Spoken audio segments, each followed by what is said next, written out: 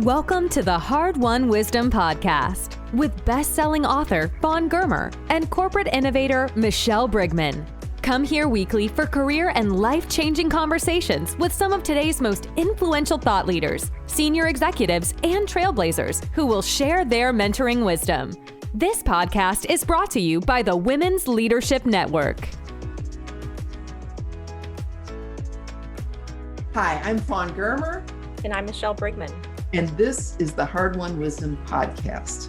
Today we've got with us Margaret Talev, who's somebody who I worked with a million years ago, who has absolutely kicked ass in Washington political reporting. She is somebody that I am constantly looking up at the TV set and saying, oh my God, there's Margaret. No, there's Margaret. And watching how this woman has flourished while being a parent has been really something that I have learned a lot from. She has the most amazing bio. And usually I would stop after the first sentence, which is Margaret Talev is Axios' managing editor for politics, a contributor to Axios on HBO, and a CNN analyst. But wait, there's more. She is past president of the White House Correspondents Association and the Washington Press Club Foundation, and had to deal with immense controversy in that role. Adjunct lecturer at the Harvard Kennedy School, and was a resident fellow at Harvard's Institute of Politics, a member of the Council on Foreign Relations, previously senior White House correspondent for Bloomberg News, and wrote for McClatchy newspapers, Los Angeles Times, Sacramento Bee, and this just goes on. Man, Margaret, do you ever take a break? I got COVID in February, so I took a break for a month, a hard break. Sometimes life tells you it's time to stop. And we actually had a pretty rough fight with it. And it brought some new perspective to the story we'd all been covering for the last year. But yeah, COVID aside, sure, I think it's really important to take breaks. I take vacation a couple times a year. Tried over the course of the last year to set boundaries at home, but as you and every listener knows, it's very hard to set boundaries if you're working from home. Your two lives bleed into each other. And it's like funny. We always thought, like, wouldn't it be great if you could work from home, because then you could just like do your laundry while you were working, or like cook lunch while you're working. But what we, I think, all found out is that the day begins super early and ends super late, and there's no boundaries, right, during COVID. So I'm still learning how to take breaks. Well, yeah, I'm kind of curious with that. We back up with that. When you're sick for a month, and we were just talking, you were saying that you frequently work 15-hour days, and said, doesn't everybody? And my answer is, not me. But what happens when somebody who works that intensely and that hard is forced to absolutely stop and is helpless to do anything about it? Well, what happens to the rest of your office is everyone else who's also working 12 to 15-hour days has to add an extra hour or two to their day, because you have to pick up the slack. And I got to tell you, like, there were many lessons that I learned from my COVID experience. But one of the biggest lessons that we learned was how incredibly nurturing and helpful it can be to have your community of friends and colleagues and neighbors circle around you and take care of you in a time of need. And I've always tried to be a thoughtful person to friends and family members, but I have never been as generous to anyone as people were generous to us during our illness. I mean, every day we had a series of text check-ins, telephone calls, half a dozen flower deliveries over the course of a month, maybe more. Literally every day, some kind of food arrived. Soup, ramen noodles, something that would be good for you, fruit baskets, pears, orange juice, probiotic pills that, to speed our recovery. And just, it was my colleagues, my Axios colleagues, my CNN colleagues, friends since childhood, my best girlfriends since junior high, circled around me. One of their moms sent me matzo ball soup. Like, it was incredible. And it was like humbling. It would bring you to tears. Sometimes it was difficult to keep up with it because you'd like feel like crap, right? But you want to respond to everyone's texts or calls and say thank you so much. I got the soup, or how are you feeling? I'm feeling fine, And so, and thankfully, we're on the other end of it now, having survived it. It just made me think I'm going to be a more generous person on the other end of this, because I didn't realize that people could do that people could come over to your building unannounced on a Sunday where the door's locked, wait for someone to let them in, and sneak a bag full of newspapers upstairs to your front door. So when you open the door, it'd be waiting for you, right? Or take your dog for 3 weeks so that you didn't have to figure out how to get the dog down the elevator shaft 3 times a day when you were contagious. Like, the amount of care that we experienced from other people that we didn't ask for, that people just gave us, was like a total game changer. And you think by the time, you've lived around a half a century, you would have figured all this stuff out for yourself, how to be a kind person. No, I was probably operating at maybe like 60% kindness. And, my eyes have been open to the capacity to be generous on a completely different level. What I think so interesting about it, Margaret, is one of the lessons I've learned is once you've really struggled, empathy shows up differently in the way you act toward other people. There's one thing to be, have sympathy towards someone, but whenever you've really been in a tough spot yourself and you see those people show up around you, because instead of the what can I do for you, they know what you need and they're there. And I have always found, that that makes a big difference in terms of the person that I can be and how I can serve others. And so, it's interesting, I think, for you to share that story because like you just said, right? You're going to do something very different now whenever you see someone that's hurting. I think you said that just right.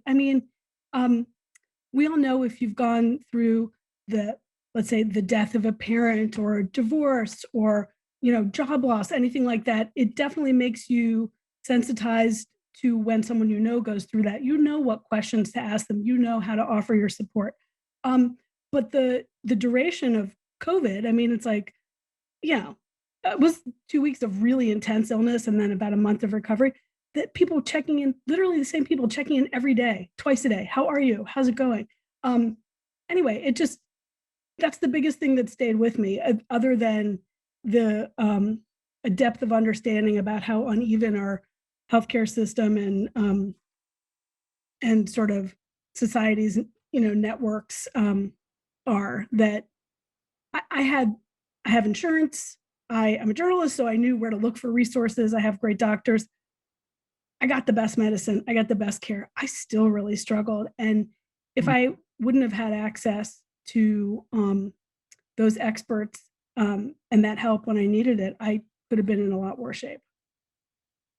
That's interesting when there's this story that you've had to cover because it was such a political story, and then suddenly it hits you on that personal level and you're helpless. Really, even though you had the resources on it, you don't get protected from the disease just because of it. And then you really did see how real to life it was for the rest of the country. Yeah. Boy, you have lived in a pressure cooker. And what made you choose to work this hard and go at it this strong? Because having worked with so many other reporters in my career, you're really the only one who went that far and made those sacrifices. And, what drove you to do that? And when did you realize you were on that kind of a track? Fawn, I think about growing up and why I definitely decided to be a journalist as opposed to taking some other course. And I know what the origins of my interest in it are, which is that when I was a little kid, we watched the news every night together, and we were a CBS family back then in the 70s. And I had a massive crush on Walter Cronkite, probably my first crush, which is kind of weird, but telling. And I get it. It's not the love of Uncle Walter. My father had escaped from Bulgaria in the early 1960s. He came to the United States, met my mom at UCLA. And when you've escaped from a repressive regime during the time of the Cold War or any other, time in whatever country you're coming from, it totally shapes your experience. And I think it shapes what you want your kids to know. And so during our nightly family dinners, before and during and after the news, we were constantly talking about the government, about politics, about spin versus what's real, about how governments can lie to their citizens, about how governments, in theory, can help their citizens, about how politics can corrupt things, about how politics can make things happen. And fundamental to these conversations was the idea that the great thing about America and the great thing about democracy is that you can question authority without fear of, reprisal, and that you can keep a democracy strong by questioning authority. And so I think it was just baked in to my mind at a very young age and consistently through those years that this was a patriotic act and a public service and kind of a way to honor my dad when he was alive, and then certainly after he passed on. And so it definitely shaped my interest in politics, in governance, and in accountability journalism. But also just always loved meeting people and telling stories. And I really have been always drawn to psychology and understanding what makes people tick. And so when I was in college, I was interested in some other things. I was briefly interested in architecture. I was interested in psychology, but journalism is easy to do when you're in college. And so I just started writing for the college paper. And what I always thought I wanted to do was go overseas and be a foreign correspondent. I thought I wanted to go to either Moscow or Berlin and cover democratization in Eastern Europe, which sounds absurd considering where we are now in the world and the return to nationalism and populism in a lot of these countries, including my father's home country. But at the time, that's what I thought I was going to do. And then 9/11 happened, and it completely changed the landscape of what news there was to cover, what job opportunities were possible. And look, the story of what's happened in the Middle East is a really interesting story. It's had a profound impact on our lives, but it wasn't my story to cover. And so I didn't end up moving overseas, and I just kept getting one politics job after the next. Covering politics in Florida, where you and I met, was an incredible experience. I moved to California, covered politics in California, the recall election, Arnold Schwarzenegger's first year as governor. And then we moved to Washington for personal reasons to take care of my mom, who had early onset Alzheimer's, and it helped my dad. And the story in Washington was an amazing story. Barack Obama's election, which seemed like, after Schwarzenegger, the biggest story of our lifetimes. And then, of course, Donald Trump's election, which was a pendulum swing from Barack Obama's election. And so, to some extent, you can go looking for your opportunities in your professional life. And then other times they just kind of find you. And, I never wanted to say no because they were all fascinating and important stories. And so I think those are the terms of the job. If you're going to do that job, that's what it is. It's an all-in job. And I covered the White House for, a dozen years as a frontline White House reporter, daily correspondent. Had this incredible opportunity to come to Axios and do management and take on a different role and help shape the coverage and direct the team, the next generation who's going to cover American politics. But for that dozen years, it was all in. It was you're overseas on a trip, you're working 22 hours a day. There's a political fight over whatever it is, government shutdown, or the BP oil spill, or a deal with Iran, or basically everything about Trump for the 4 years that ended in January. And it's not a halfway proposition. You just do it, or step aside and let someone else do it. But racing to get to the next historical thing meant you've got this kid at home. How on earth did you parent in the middle of doing that kind of work? Yeah, my stepdaughter is 28 now. She's in nursing school. She's married. I know. She lives in Georgia. She's a wonderful woman with her own life now. My daughter is 17 now. She's a junior in high school, and it's like you blink and those years are gone. But how do you do it? It like the whole cliche about it takes a village. Like when my parents were alive, they helped.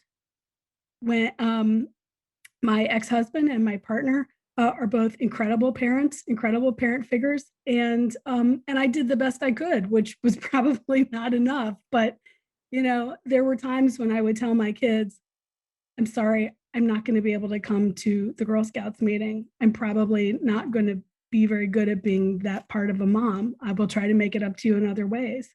But I did get to share incredible experiences with them. They've been to the White House. Um, They've met interesting people.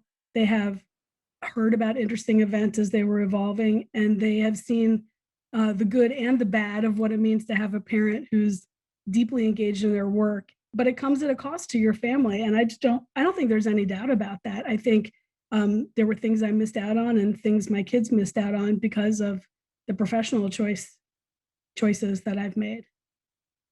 Have you been able to release yourself from that, what I'll call mom guilt, whenever, because we feel this obligation to say I'm sorry, and I'm having, you can't position it right that you're choosing work over your kids.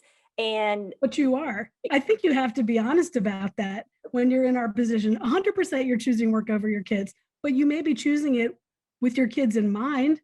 I mean, ultimately, it confers a benefit on them, but if you're not there for dinner 3 nights a week, you have chosen work over your kids. I think we got to own that. You got to well, own that and explain to your kids why you're doing it. I know in my house, it's been, or I found out for my kids what's most important to you. And then I show up for those things, right? Because there's a lot of stuff I would carry this guilt if I'm not there. And I found out they didn't even give a flip, That's right? true. That's 100% true. So being able to, have the right conversations around what's important, and then how do you structure it? And yeah, you may not make everything that's important to them, but at least there's that good communication. So, I think just, how do you sort of reconcile that? Just because this is a hot topic for a lot of women who are driven and ambitious, and we don't want to carry this on our shoulder. I think one of the tricks is that when you're there, you have to really be there. And this is one of the tricks that I still struggle with. It is really hard to set down your phone, or even for 15 minutes, if you know something could be happening that you have to care about. But I think it is really, that's what's important to your kids. For my younger daughter, like, she's awesome at soccer, and I try to be there for all of her soccer games. I can't always be, but whenever I can be, like, I'm all in and watching the game and into it, and we'll drive her to the ends of the earth to make that happen. She's also really good at art, which she likes to do alone. So that doesn't require much except for appreciation and support of buying her as much canvas as necessary. But like, look, all parents, this isn't just a mom thing, this is dads too. All parents balance these questions. And part of my calculation in changing jobs was that I knew that I could edit and manage without being in the building, and that my daughter had only a few years left before she was going off to college, and I wanted to be around for that. What's hard about that is sometimes it can be more frustrating to be home and not talk to your kid than if you're down the street, in your cubby in the White House basement. But I do have to say, like, nights, weekends, early mornings, like, even stolen moments with your kids, they're worth something, if as long as you're doing something special with that time. Going for a walk, having a personal conversation, um, focusing on the moments that are important to them, their performances, their successes, their crises, the moment when their thoughts are really engaged around something that they're curious about or something that they want to pursue, and being supportive of them on their terms. Considering the background that you had with your family and the things you learned about, how countries manipulate truth and that, led you to journalism, boy, things have changed. The truth has changed. And I used to think, when I'd say I'm a reporter, people would be impressed, but now you say it and And people think you're a loser because of it. And not you per se, but you know what I'm saying here. And so I kind of want to know how you deal with the criticism on the profession and how you and your peers are going to reshape it so that we win respectability back for the truth. Yeah, I think this is a big question that journalists have struggled with for a long time, but clearly that struggle intensified over the course of the last 5 years or so because of the confluence of these two events, Donald Trump's election as president and his 4 years as president, and that coming at the same time where social media is so much easier to weaponize, not just social media, like in terms of Twitter or Facebook or something, but just online media. It's there's so much more fragmentation of audiences, and such a broadening of the definition of what is media, and it's these two things together that have really allowed disinformation and misinformation and to flourish and trust to erode in terms of the public's view of quote unquote the media. And a lot of times when I get questions from people about why does the media do this, I will answer with this answer, which is true, which is there's no such thing as the media. I mean, quote unquote. There are a million different kinds of media. There is mainstream news media. There are startups. There are sites that are more opinion driven or politically driven. There are sites that are pure journalism. There are media sites that are more commentary or entertainment rather than journalism in the traditional sense. And all those get conflated as the media, but they're really different. They have different roles and responsibilities. And I think it's unrealistic to expect the general public to think about all those nuances, much less to understand things like what does off the record mean? What does on background mean? What does it mean when you say a source said something? And that kind of lack of transparency that's built into modern day political reporting also erodes trust.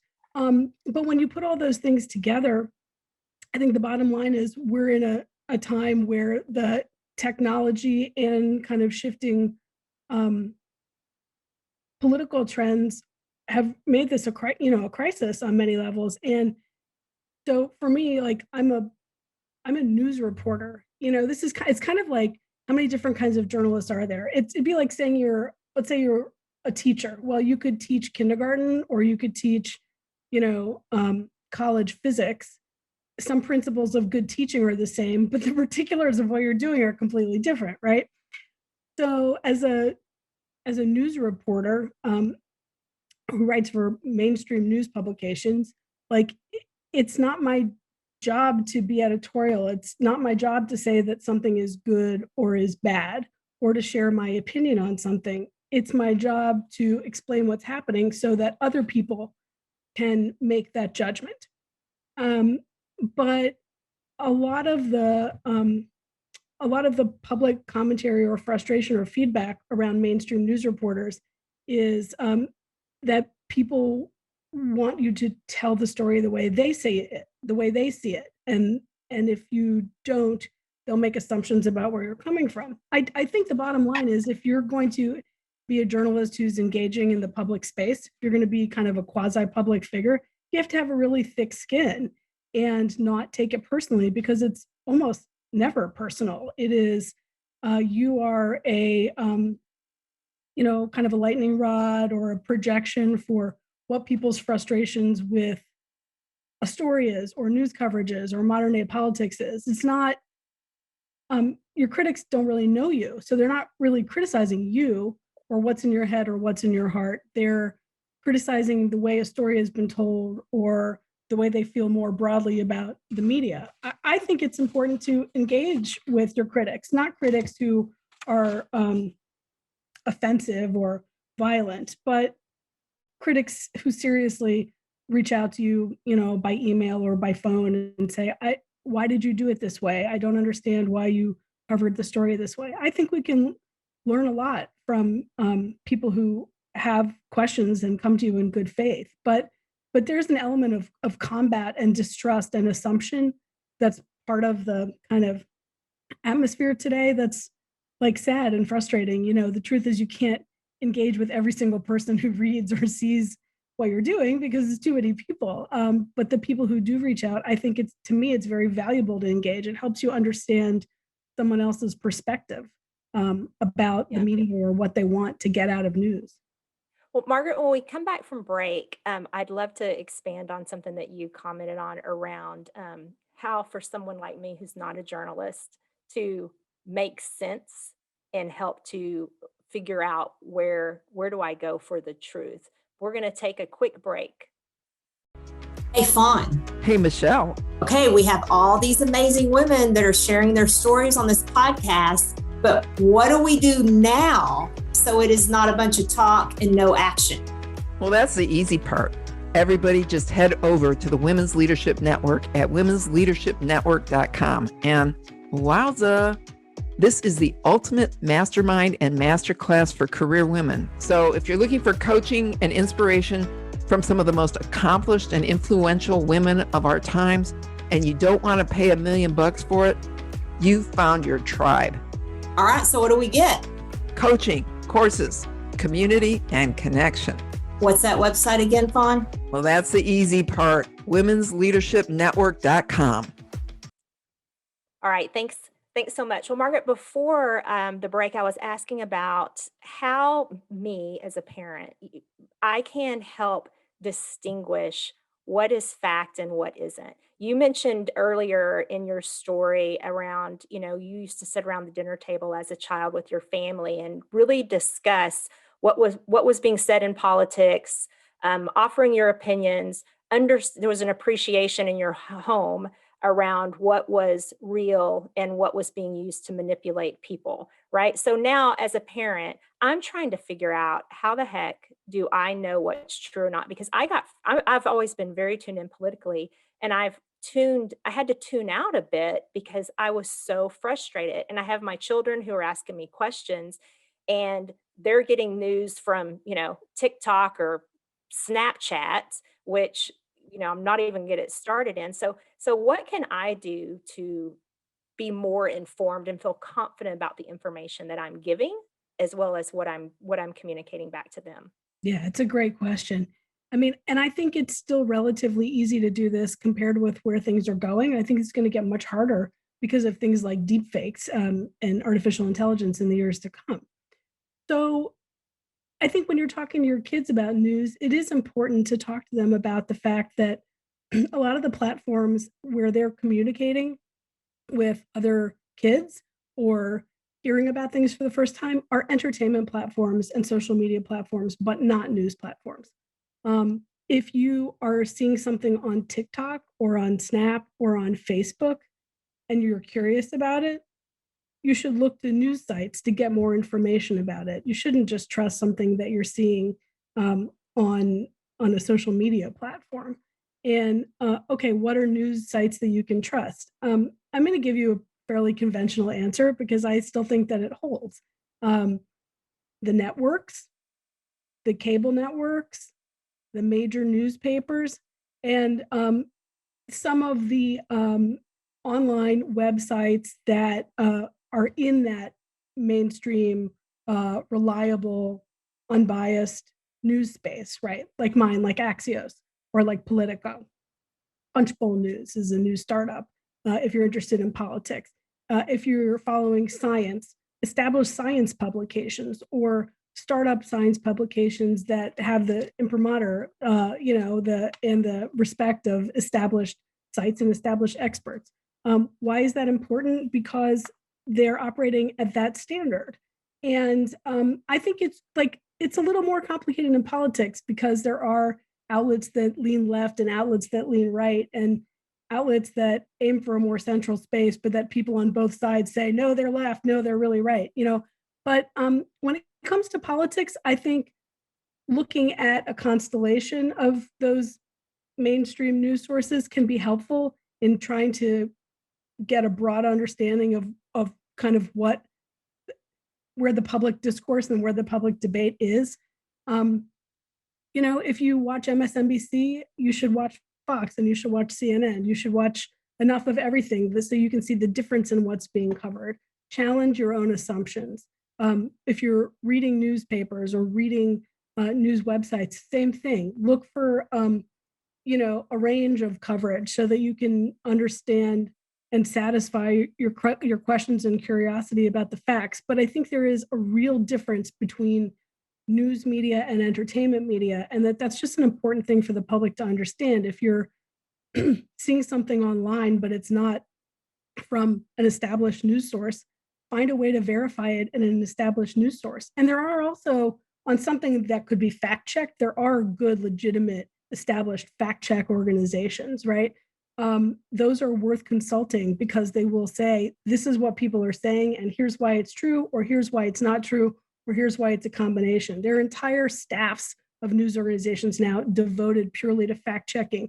And as you can imagine, that's a field that took off over the last 4 years, but it's incredibly valuable because people just want to know, what does the tax bill actually do? What would the infrastructure bill actually do? What is true about the vaccine? And I think that the fact check organizations or sites within news organizations can really help people to just kind of get to the basics of some of these questions. So you have had this unbelievably intense career. Can you single out 2 or 3 of the most intense moments in that career? That's a great question, because I would say some of the hardest reporting moments for me have not been in sort of the second half of my career where I was covering politics at the national level. Some of those harder moments were much earlier in my career, when I was a cub reporter covering Plant City, Florida, and a huge part of my beat was covering traffic fatalities along Interstate 4. And one of the hardest and worst things you can do is go to a parent whose child has died or been killed and say, you're coming to them in their deepest moment of grief and saying, I want to write a story about your child. Can you talk to me about your child? Or still early in my career, I was still in Florida, and I had the opportunity, I guess is the right way to call it, to be one of the reporters witnessing an execution. And it was one of the last executions in what they called Old Sparky, in the electric chair in Stark, Florida. And it was the execution of a woman. And I think it was the first woman to be executed, at least in Florida, since Reconstruction. Was that Aileen Wuornos? It was no, it was the Black Widow. It was Judy Bueno Año. There was no question she had done what she was convicted of. There was no question about her guilt. But even so, to be a witness behind that glass shield to a human being's execution is an intense moment and moral moment to contemplate. And I really had to think through, like, is this something I want to be part of? Am I serving the public by doing this? And how do I distance the experience I'm having as a human being from what I'm observing as a reporter on behalf of the public? I'm observing the government's action and, giving an account of it. And, these are the moments that I really remember as the hardest things. There are complicated stories I've covered in American politics, anything from trying to understand what the Iran deal is so that you can write, accurately about nuclear issues, or, covering 4 years of the Trump administration. I remember early in President Obama's presidency asking him a question in a news conference about whether or not he still smoked and whether his kids knew about it. And I got frozen out. I didn't get to ask another question of him for like 2 years, but I remember that being really hard after the fact because, it set off this rage, sort of fury inside the White House. And I honestly, first of all, I would have asked the question again anyway. I thought it was a legitimate question, but there are times when you learn things like that, when you're like, well, I'm going to have to take my lump of coal because I did what I thought was the right thing. And with President Trump, one of the moments I really remember was when there was that summit in Helsinki with Vladimir Putin. Right. And it was going to be the first chance for him to press him on election interference. And the wire service reporters, I was at Bloomberg at the time, the wire service reporters kind of travel in a pack together. And so it was the reporter for Reuters, the reporter for the Associated Press, and me, and the three of us sat down and thought, well, if one of us gets a question, we should get the wording just right. And this happens all the time when there's going to be a news conference and not everyone's going to get a question. Even though we're all competing against each other, we also all have this common goal of trying to get the most important questions asked on behalf of the public. So let's think through what questions we want to ask. We knew it was an important moment and that it was important to ask the strongest, most serious question that the public would want an answer to. And so I remember these kind of moments over the course of covering both the Obama White House for 2 terms and the Trump White House. But again, I think in terms of the moments that seemed the highest stakes or the scariest to me, they were the ones very early in my career when I knew that I was doing something that was sensitive or difficult or had kind of like an existential meaning, and that I had never confronted something like that before, and I wanted to get it right. And like any other profession, the more and more you do it, the more some of the hard moments come second nature to you. It doesn't mean we always get it right, but those are the moments I remember. So what ended up happening at Helsinki? You got the question? One of my colleagues, well, 2 of my colleagues, they were both sitting on either side of me, each got one of the questions. And I still have a picture of it somewhere. I was holding the notebook where we had scribbled out our notes for what questions we wanted to ask, and just, kind of subtly turning it to the left and turning it to the right in case they wanted to remember the question that was on their mind. And then did Trump ever, I'm sorry, Michelle, I got to get this one, because did Trump ever attack on you like he did a lot of the other female journalists? I ended up in his crosshairs once. This is an interesting story. I'll try to give you the short version because it's a little convoluted. But my reporting partner and I at Bloomberg had a sit-down interview with Donald Trump, and we had found this. I think this was our second one. We found in an earlier one that something like a speed round worked very well with him, because otherwise he might just talk for a long time about one issue. And these interviews are usually pretty short. They'll put 20 minutes on the calendar. And so we got into the speed round part, and we wanted to ask a lot of questions. And he asked a couple times, could he go off the record? Do you want to let the president go off the record in an interview? But we thought, okay, sure. And so maybe 3 or 4 times in that interview, he went off the record. And one of those times was to talk about trade with Canada. This was a hot moment in the Trump-Trudeau relationship. And the president said some stuff off the record. Fine. Obviously, we couldn't report it because it was off the record. We were going to respect that. Like an hour or 2 after the interview, a chunk of what certainly looks like the verbatim of our conversation ends up in a Canadian newspaper report. And then the president has an event later that night and starts going off about how Bloomberg News, how you can't trust reporters, you say something off the record and, it's not really off the record.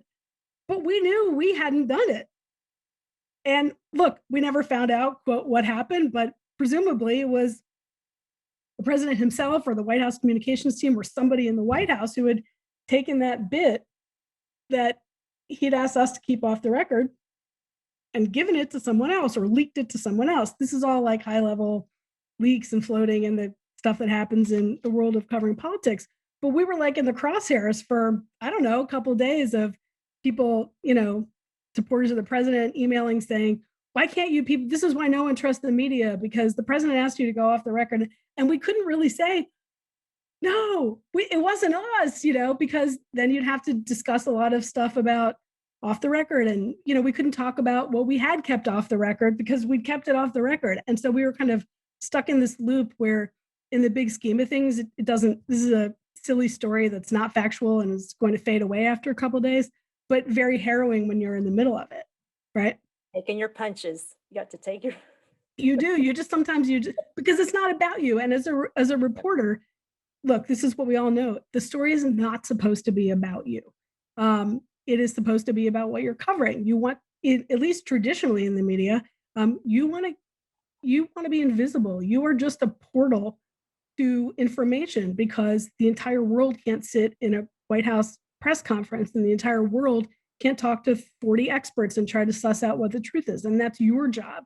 Your job is to get information and be transparent as possible, and share it with people with enough context that they can understand what a development means. And when the story gets turned on you and there's an effort to make you part of the story, or make you a punching bag, or change the subject, like it's a real challenge, because I think you really want to avoid it. That's not what you're there for. You're not there to become the story, and you're also not there to defend yourself. You're there to let the news speak for itself. And so sometimes you just have to ignore this stuff and press on.